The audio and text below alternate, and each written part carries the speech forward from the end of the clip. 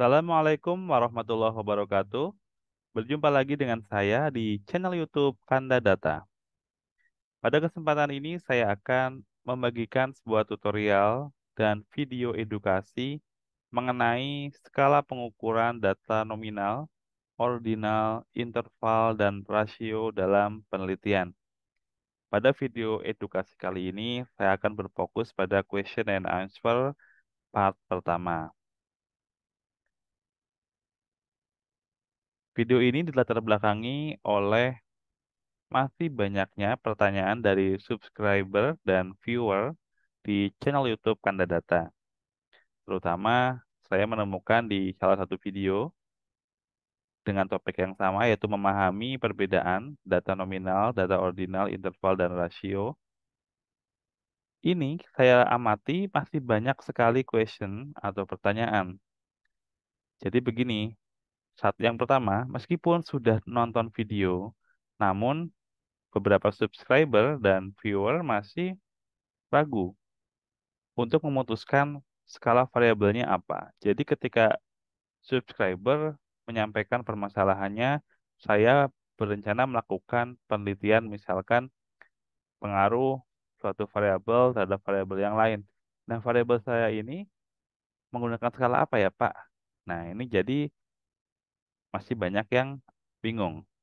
Padahal di video juga sudah kita sampaikan mengenai perbedaannya. Ya, mungkin video ini mudah-mudahan bisa memperjelas karena ini adalah intinya dari yang membedakan antara data nominal, ordinal, interval, dan rasio akan saya sampaikan. Kemudian yang kedua, banyak juga question yang menanyakan masih bingung pakai analisis apa untuk skala data variabelnya. Baik, sebelumnya saya informasikan kepada sobat semuanya, untuk terus mendapatkan update notifikasi video terbaru, silakan klik subscribe dan aktifkan gambar loncengnya. Mengapa? Supaya jika ada video terbaru dari kami, akan ada notifikasi di gadget Sobat Kanda Data semuanya. Yang pertama, tentunya, meskipun di video sebelumnya saya telah membuat juga, dan ini perbedaannya mungkin secara lebih lengkap, namun pada intinya seperti ini. Jadi ketika teman-teman membedakan data berdasarkan skala pengukurannya. Jadi terbagi ke dalam 4, ya. Jadi skala data nominal, selanjutnya skala data ordinal, skala data interval, dan skala data rasio. Oke, kita lihat perbedaannya. Jadi, untuk skala data nominal dan skala data ordinal ini biasa digunakan pada variabel-variabel non-parametrik. Adapun pada variabel yang diukur menggunakan skala data interval dan skala data rasio ini merupakan variabel-variabel yang menggunakan statistik parametrik. Cirinya bagaimana? Untuk membedakan antara statistik non-parametrik dan statistik parametrik adalah pada pengukuran variabelnya. Jadi kalau teman-teman mengukur suatu variabel, langsung diperoleh nilai numeriknya. Itu berarti masuk ke dalam parametrik, yaitu bisa interval dan juga bisa rasio. Contohnya apa? Yaitu data ya. Data nilai, kemudian suhu, kemudian profit, produksi, jumlah benih, biaya, persentase, dan sebagainya. Jadi banyak sekali. Itu ketika kita mengukur, dinamakan variabel. Misalkan saya akan mengukur variabel profit. Setelah diperoleh langsung ke lapangan, datanya, atau kita menggunakan data sekunder, langsung diperoleh nilai profit dalam bentuk numerik. Sehingga untuk interval dan rasio, ini bisa langsung kita input hasil nilainya untuk dilakukan analisis lebih lanjut. Nah, perbedaannya apa dengan skala data nominal dan ordinal atau yang non-parametrik? Kalau non-parametrik ini sebetulnya variabelnya kualitatif ya. Variabelnya itu bukan langsung dalam bentuk angka. Contoh, ketika kita mengukur misalkan tingkat pendidikan.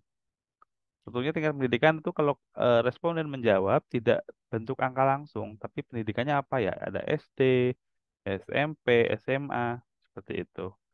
Atau ketika kita mengukur sebuah variabel, misalkan kompetensi, variabel perilaku, variabel motivasi, itu tidak diperoleh langsung nilai numeriknya. Untuk memperoleh nilai numerik, kita bisa melakukan misalkan menggunakan pendekatan skala Likert, ya, misalkan untuk yang skala ordinal. Atau misalkan jenis kelamin, jenis pekerjaan, kan tidak langsung dalam bentuk numerik. Nah, itulah yang membedakan. Itu adalah dinamakan dengan yang non parametrik. Kemudian untuk membedakan antara nominal dan ordinal, ini sama-sama non parametrik ya. Jadi nominal itu adalah untuk membedakan saja, untuk kategorisasi yang bertujuan untuk membedakan sehingga jelas dibedakan antara si A, si B, C, D seperti itu. Contoh apa? Contohnya jenis kelamin. Jenis kelamin dibedakan laki-laki dan perempuan. Ya membedakan saja laki-laki dan perempuan. Kemudian jenis pekerjaan, ada petani, ada swasta, ada pegawai, pegawai negeri dan lain-lain kan. Itu membedakan ya, membedakan. Jadi tidak tidak ada tingkatan ya di dalamnya, tidak membentuk tingkatan. Nah, ini yang membedakan dengan ordinal. Kalau ordinal ini memiliki karakteristik seperti skala nominal, namun di dalamnya itu ada tingkatan.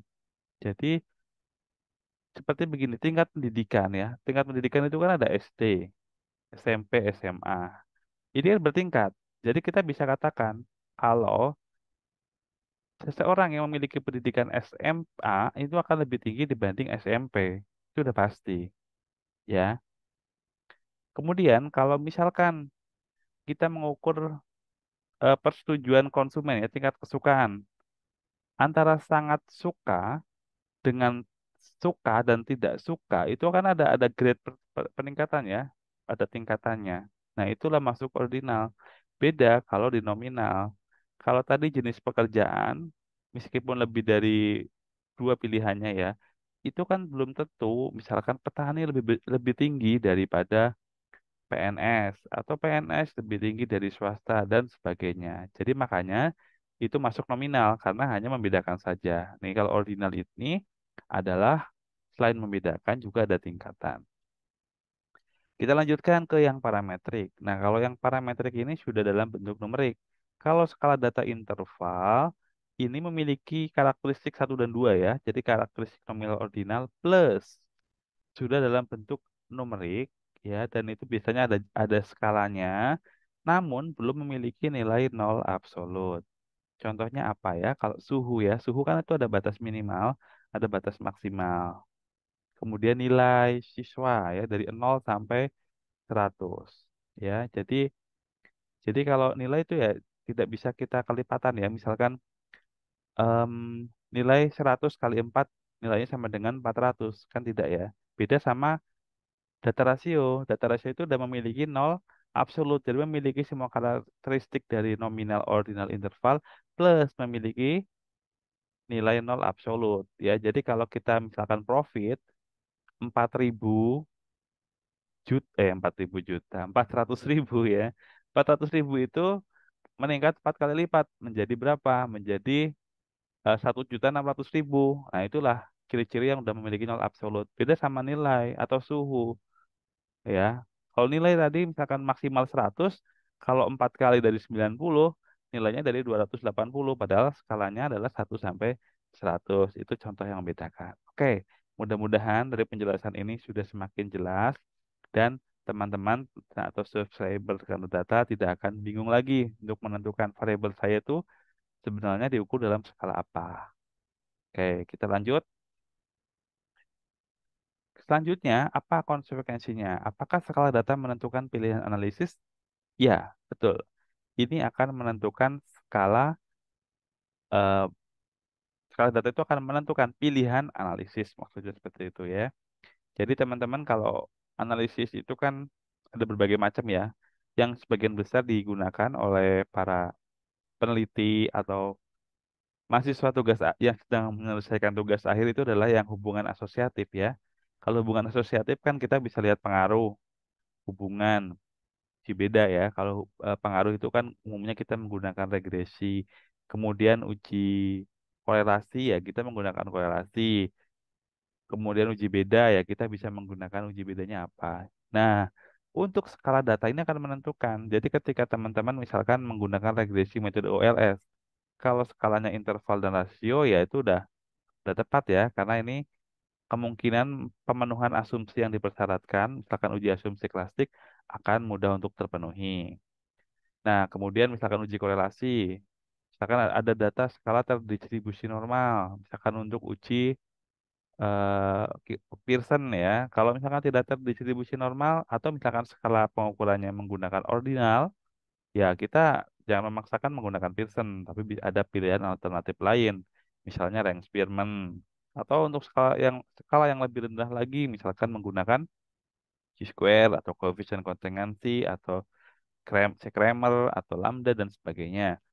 Adapun kalau untuk uji beda, tentu juga ada prasyarat asumsinya.